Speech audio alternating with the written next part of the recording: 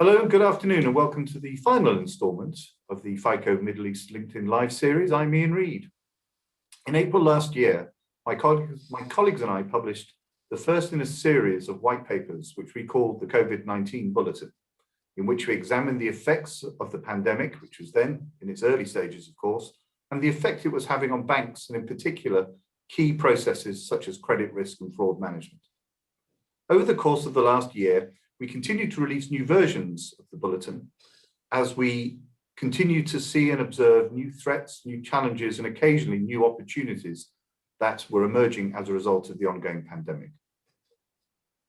Today, I'm delighted that joining me for this discussion and the final installment of our LinkedIn Live series, I'm joined by my co-editors on the COVID-19 Bulletin, notably Daniel Mello, Andy Pollock, and Jaime Guzman, all of whom are subject matter experts in their own fields, and all of whom are senior directors within the FICO Advisors global consulting practice.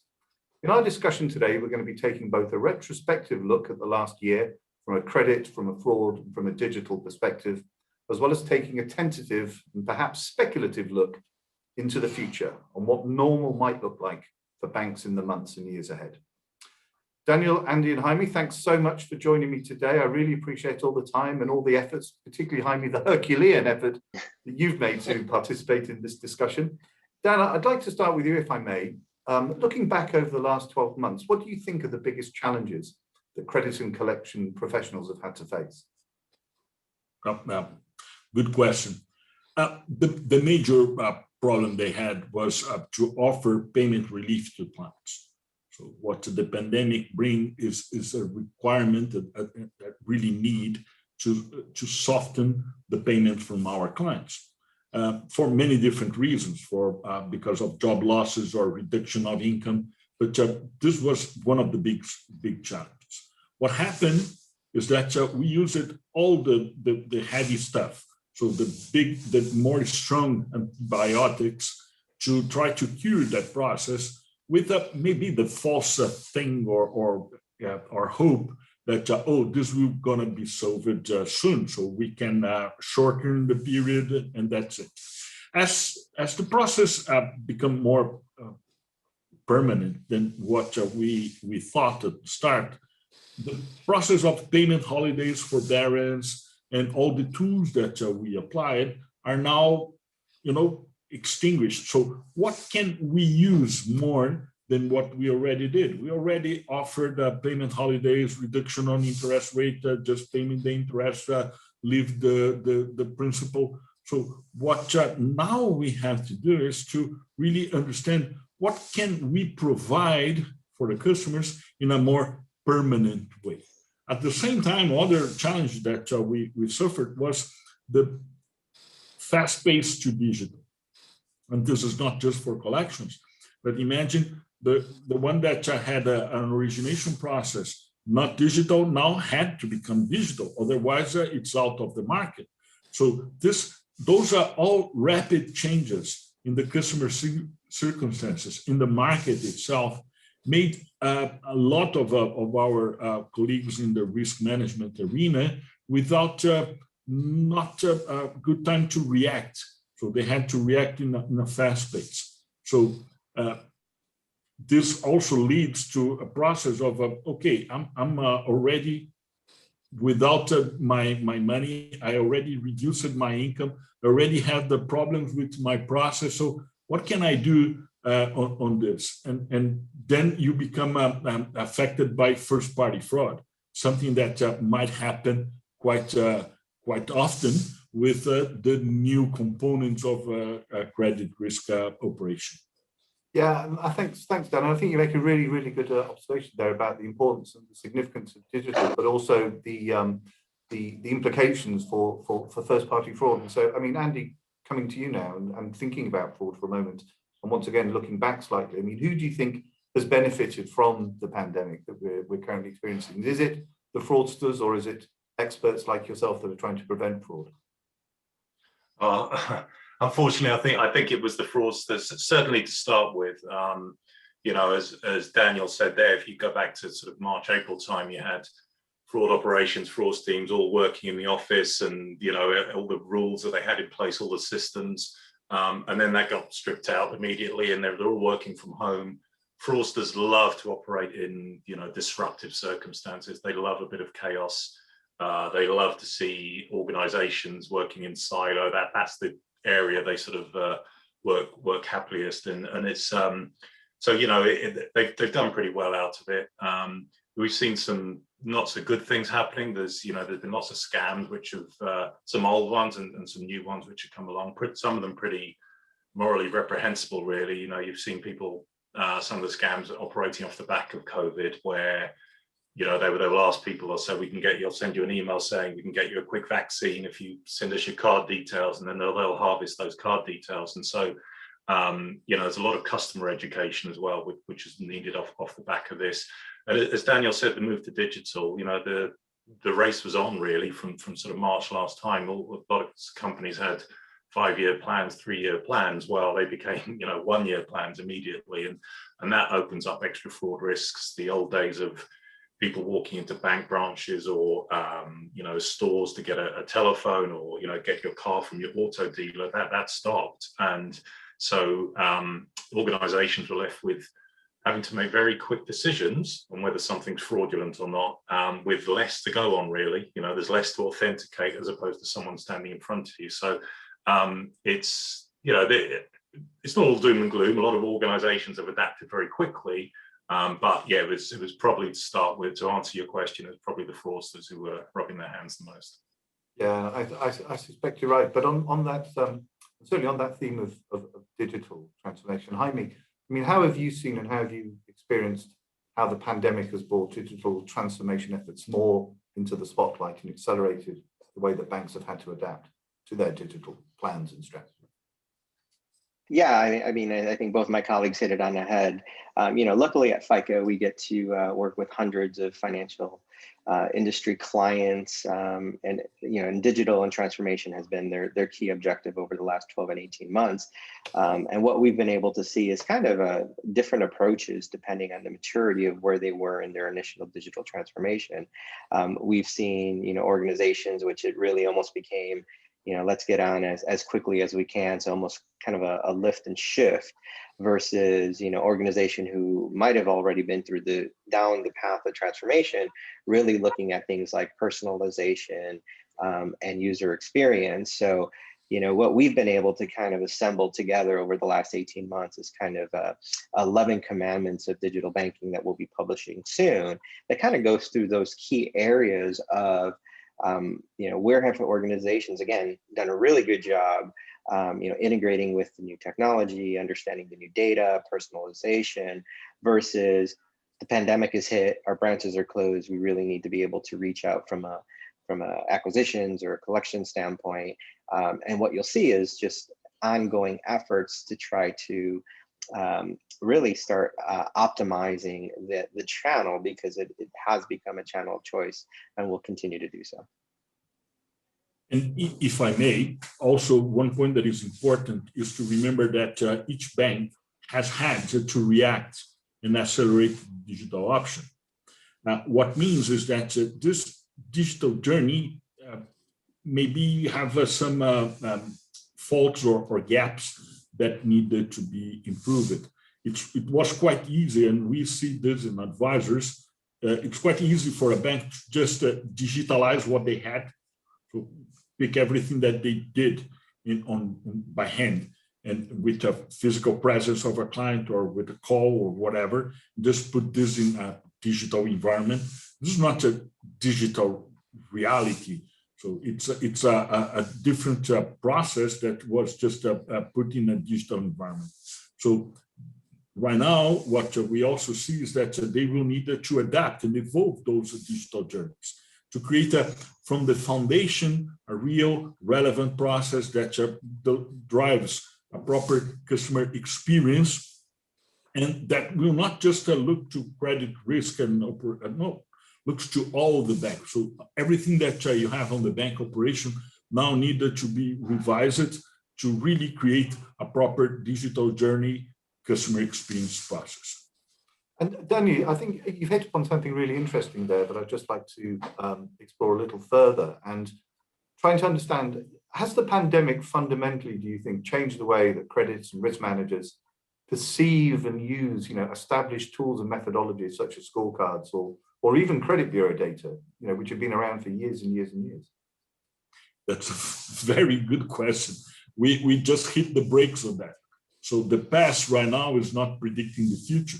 So everything that we took for granted in models, in analytics, in the way that we defined the risk appetite of a bank or the capacity of a payment from a client or affordability, everything now changed because we can't look to the past to see that, okay, this is what we're going to happen with this customer in the future, because the past is gone. So we never suffered such a situation. So this pandemic process, as we discussed it the other day together, really killed a lot of sacred cows that we had in credit risk. So it's no longer the way that I can just recalibrate my model or use my model in a different way, blah, blah, because how you can build this in a proper process. Of course, that also we have a help, and this is very good. It's the open banking data that you can access the real usage and transactional history of your customers in a real environment during the pandemic, how they are dealing with their transactions, and use this data. It's really important also to explain to the customer that when I'm asking you the open banking data, when I'm asking you this transactional data, it's not because I want to be, mean with you or try to look to your information. No, the point is, how can I help you? So help me to help you. Give me access to your transactional data during this pandemic, because all the history I had with you is not worth, and I can help you better with those payment reliefs, with those payment questions that the customer have, and create a proper credit counseling / banking counseling for the client. I think if I can dive in there, Ian. Sorry, yeah, I'm just going to say that the open banking opens up lots of fraud risks as well. It's moving country by country, so everyone's at different stages of sort of evolution across it, and we can expect to see the risks increase as a result of that. You've got, whereas in the past my bank and maybe my credit card provider had my details, got multiple banks or multiple credit card providers with your details. You've also got service providers with your details as well. So there's more data out there. It needs to be more secure across multiple organizations, which opens up the possibility of things like ID theft and things like that. So do the service providers, a lot of them are new, what fraud controls, they're not used to playing in that space. So it's going to be vitally important there. And again, customer education, so they're aware of what they're doing and who they're working with. So yeah, it's going to bring some additional risks and challenges there as well. Yeah, absolutely. And Jaime, just looking at this, I suppose, from a more purely digital transformation perspective, I mean, are you seeing that sort of the move towards open banking in different markets? And I know that open banking is now being actively spoken about in the Middle East. And in fact, the Central Bank of Saudi Arabia have published a document that talks about open banking type services and regulations coming into the kingdom in 2022. But are you seeing how this is changing the way that credit is offered and granted by lenders at the moment? Yeah, I think Daniel did a great job explaining that open banking, or in the US what we call data aggregators, it went from being almost a nice to have to a must have in evaluating credit in the pandemic type of environment. Post pandemic, as customers are more keen and receptive to linking their bank account and being a part of open banking, I do think you'll see this shift of, okay, I've given you all this information. Now, what are you going to do better for me? So, we've all seen these CRM programs over the last decade around offering the next best product and getting deeper wallets and cross-selling. With open banking and data aggregation, there will be this new expectation from customers that they want more relevant and more personalized offers. So it's great that we're going to, link all of our accounts and give you access to information. Now, what are organizations going to do with that information? Like Daniel said, they could use it at a time for, for collections activities or for offering programs. But again, post-pandemic, are you going to personalize even more and make offers that I want? Or else I might just take that information away because you're really not using that to the capabilities. Yeah, and Jaime, you just raised a very nice point, because those are regulatory issues, and on the open banking are quite funny. Just an example, in Europe, we don't have an open banking regulatory, but using a general data protection regulatory, we are now creating an open banking just because the data belongs to the consumer. And this is a very good point you raised about this data belongs to the consumer, and then the consumer can use this for his own benefit. It's an example of Latin America. Brazil just passed an open banking law that is now to implement it. You have the same in Chile and Argentina. So more and more, what is happening is that nature finds a way. So if we can trust on the past data, we will find a way to use the existing data. Yeah. I mean, Andy, you spoke about some of the challenges that fraud managers face through open banking. Are you seeing with your clients and the organizations globally that you work with at the moment, any new fraud trends starting to emerge? Yeah, I mean, it was interesting back at the start how, obviously everyone's behavior, everyone's profiles completely changed, which had a knock-on effect as to how organizations tackle fraud, things like rules and profiles they had in place. I used to travel a lot, and, up until last February, March, my spending was at airports and, I'd be hotels and restaurants and potentially, buying presents for my daughter and things like that abroad. Well, and then I'd come back and do my grocery shopping at the weekend in store. Well, that changed, and it wasn't a gradual change. It fell off a cliff. It sort of changed overnight. And so everything that I did became very different to what I was doing, which was the same as all the, everyone else, all the other genuine spend. So organizations had to adapt to that, and the ones who were most successful had flexible solutions and things that they could do that very quickly. So the spend has become, we've got a lot more digital payments, we've got digital account opening. I was working with a client who was a large auto lender and an auto retailer at the time, and we were talking about the move to digital, what it will be like. And of course, people used to come in and view their cars and get the finance there in the store, but again, that changed overnight, and they had to start to authenticate customers. How do you get customers to look at the car and decide on the car? That changed immediately. So it brought new fraud challenges. Daniel mentioned earlier first-party fraud. There were always blurred lines as to what was fraud and what's credit risk. And I'd argue that's potentially going to be even more now, because you're going to have a lot of people who can't afford what they maybe did, and they may turn to fraud as a result of that. So it's going to be really important for organizations to have clear definitions as to what is fraud and what is credit risk. What is a won't pay against someone who can't pay. But as I say, a lot of organizations have got a lot slicker in terms of how they do it, but it's a process most companies are going through at the moment.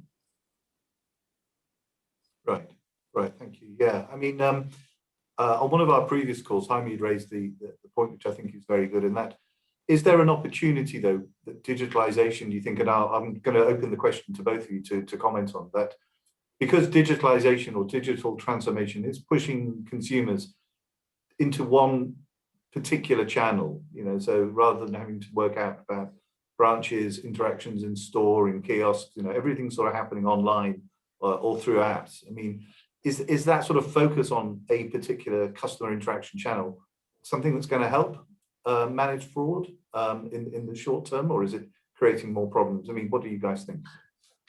It should do. There's the whole journey from a year ago to now where it wasn't easy. I mean, I can't think of the last time I went to an ATM. So all of that has changed, but it should focus minds as to where the future is, where it was a bit maybe blurred before where we're going to go.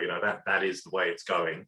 There's no changing now. There's no real going back. There'll be bits, but generally, the digital route is where people are going. So I'm certainly finding the conversations I have with clients is around what can we do to be ready for the future kind of thing, and that future's not 3 years, it's next month kind of thing. So it has focused a lot of minds, and gradually it should make things a bit easier, that there is just not just one channel. There will still be others, but that's where most of the traffic's probably going to go, I would have thought. Sorry, Jaime, I don't know what you would think on that. No, I think you're spot on, Andy, and I think we'll see the level of sophistication continue to increase. I mean, you can see it now. A year ago, you could spot a spam or a phishing email pretty quickly, but now the sophistication has increased. And from a digital perspective, the great opportunity is you have the customer, be it a mobile, PC. So you have to stay on top of odd transactions, and you now have the capability of reaching out almost immediately. So a couple of years ago, we might have taken a passive approach to triggers and alerts and sending an email. Well, now it's instantaneous. You can send an SMS for transactions that don't tend to follow a normal pattern. So you do have those capabilities now to interact much more frequently. Now, the big challenge organizations will have is, how much friction do you want to create within your process? As fraud schemes are identified, there's going to be tools and technology and data that's want to be, organizations are going to want to integrate within their application processing or their servicing systems. So it's how do you integrate that new technology within your digital channels to reduce the amount of friction as much as possible. But yes, the fraudsters will attack the digital channels just because that's the growth in channel. But at the same time, how do you leverage the technology to get instantaneous feedback to your customers when you find transactions that seem to be a bit non-irregular? Yeah, I think that's absolutely nails it and hits it on the head. Just going back to what I said at the start of my introduction, I talked about that we would try and take maybe a tentative or speculative look and philosophize about what the end of the pandemic may look like, which I'm sure is going to happen. We're all desperate for it to happen sort of sooner rather than later. What do you think are some of the major issues and challenges that risk and fraud professionals are going to face as we start to come out of the pandemic? Dan, can you kick us off? Well, I'm trying to see this in my crystal ball. Is a little bit foggy nowadays, but I don't think that we're gonna be out of the pandemic in this year. So think about the pandemic is quite complicated. We might have vaccines for part of the world, but not for everybody, and the new variants are emerging quite fast. So really a foggy crystal ball right now in my side. I don't know if we have at the moment what capabilities to think on what we're going to happen when we are out of the pandemic. So I don't know, Andy, Jaime, what do you think about that? Yeah, I mean, from a fraud perspective, it's I could speak from a UK perspective that we've got a lot of people in this country who have been furloughed for best part of a year. So the government's paying, I think, up to 80% of their salaries. So as the vaccines come and we move out of that, of lockdowns and things like that, potentially a lot of those won't come back to jobs, and they may unfortunately become unemployed. So we're going to see a lot of people who will be on hard circumstances, and it may come to a decision between do I put food on the table or do I defraud my bank, and there, but for the grace of God, who can say they wouldn't do that? And it's human nature. So we may see an upturn in that, and I think it's similar around the globe. Really, there's lots of payment relief schemes and things like that. I know it's a potential big issue in the States at the moment. That again, once the applications that have been made for those, how genuine were they? Because it was all done at breakneck speed. So there's going to be a bit of a post-mortem probably on things like that, and I think a lot will probably come out of the woodwork. But it's one thing's for sure. The more, as I said right at the start, the more uncertain things are, and the more different things are, that's what fraudsters love. So they'll continue to be there. But as I say, we've seen lots of companies being successful in adapting and being flexible, but I think that's the key. They're the successful ones from a fraud perspective who are able to be flexible and adapt very quickly, not stuck in the past in terms of their solutions and systems. So, yeah. Yeah, and I think from a credit perspective, if we go back to February or March of last year when the pandemic started hitting, most organizations, referred back to their playbook of uncertainty in the economy. Let's take a look at our acquisition strategies and be a bit more conservative. Let's look at our line assignment strategy. So you saw financial organizations, starting tightening the belt because, as unemployment started, you really didn't have a sense of how bad it was going to get. So most organizations really slowed down their acquisitions. On the flip side, what you didn't see is a huge, cliff in collections because of the payment reliefs and the collections and the payment holidays. So a lot of organizations went out and hired teams and teams of collectors, awaiting an increase in collection activity that never really came to fruition, or maybe just not yet. It could be a timing issue because those payment holidays continue to persist. So I think the big challenge is going to be, number one, as organizations start dipping their toe back into growth mode, having the ability to see, is Andy employed still, or is he receiving some type of government relief? So it goes back to ensuring that customers have both the capacity and ability to make payments, and as we fast forward even further, then you'll see really a desire of organizations, to increase their lending book, which is going to put a lot of competition out there. So we may see, quite a bit of competition across the financial industries and fintechs as people start feeling better around economic conditions and growth, which I think, in this economic environment, will put a strain on margins for financial institutions, because now they're competing with quite a large number of financial institutions who want to get back into growth book in their portfolios. So I'm going to really challenge your crystal balls now, as opaque and as muddy as they may be, but I guess they're as clear as anybody's in the world at the moment. Final question for everyone, really. What do you think normal is going to look like for banks in the future? Well, behaviors changed. So behaviors from consumers, customers, behaviors for the banks. So one of the real thing that we see is that there is a little bit of fear of credit, because as this instability, and we don't know the way that we get out of this instability, if this will be really stable or if still some fluctuations, might create a different behavior on the consumers, and then they will reduce maybe the desire for credit. Another point that we also see is that all of those previous desperate growth on credit levels might not be that big in the future. Another point is also banks will be more cautious, and as they now taste the open banking data, they will also require and rely on real-time data that they have. So those two behaviors might conflict with each other. So what kind of transactions you can show me as you consumer, and the consumer can say that I don't have any transactions to show because I was, during the pandemic, I was unemployed or reduced my transactions and everything else. Another point that is also important to mention is that every benefits that the regulators, IFRS 9, Basel gave, saying that, oh, you can be more, you can consume your excess of capital, or you don't need to change everything from stage 1 to stage 2 in IFRS 9.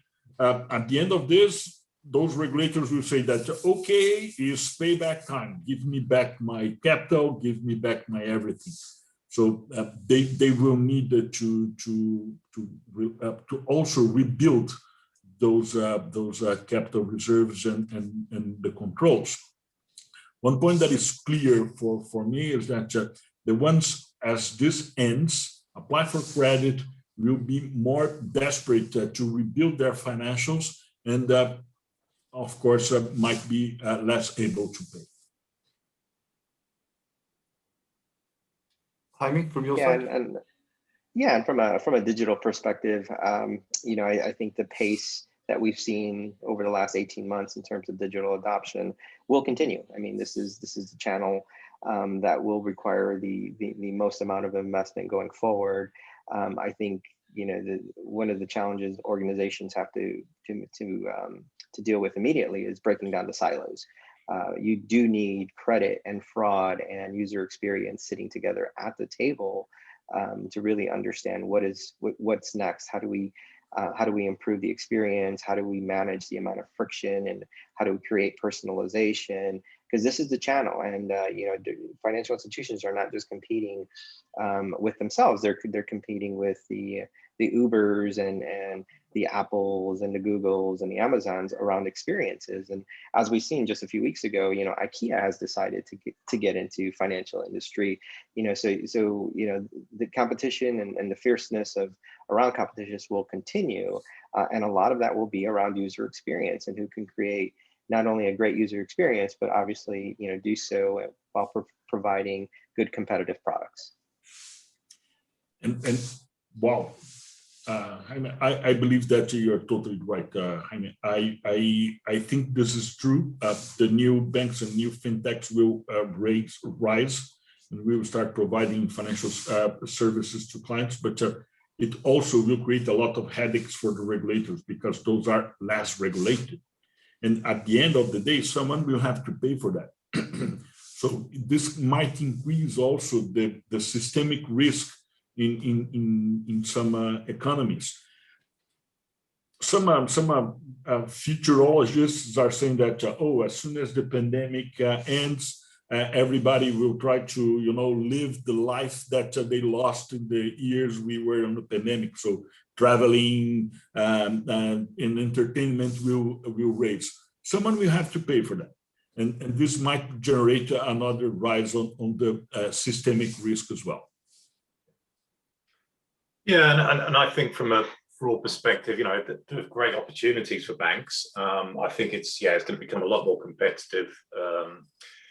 The consumers are going to be a lot more demanding, you know, so the balance between fraud prevention or detection and customer experience is going to be, you know, greater than ever.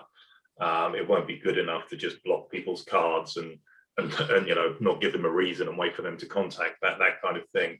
People expect instant contact and instant resolving sort of thing. So that's going to happen. And likewise, when, you know, if I apply for a product, you know, I'm going to expect an answer in seconds. And if you don't give me that answer in seconds, I'm going to go to your competitor.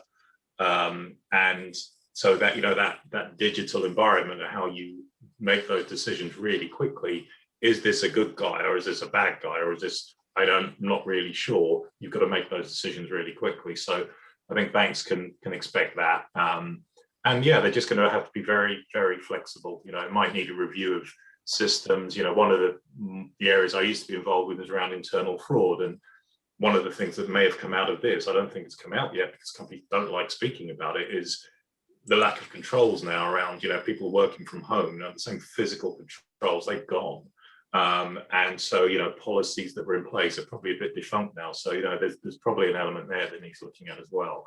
But, you know, as I say, great opportunity for everyone, but it's the flexible, I think, that will win. Great. Well, listen, gentlemen, it's been an absolute pleasure. We're going to have to come to a halt there. Just remains for me to thank my three colleagues and friends, Daniel Mello, Andy Pollock, and Jaime Guzman, for all their time and wisdom and insight in this session. Thanks everybody who clicks on this link. We hope you enjoy it. Please look out for future editions and publications of the COVID-19 bulletin. Unfortunately, I think there'll be many more of those to come before we're able to put this chapter to rest. So in the meantime, thanks again, everybody, and please stay safe. Goodbye. Thank you. Thank you.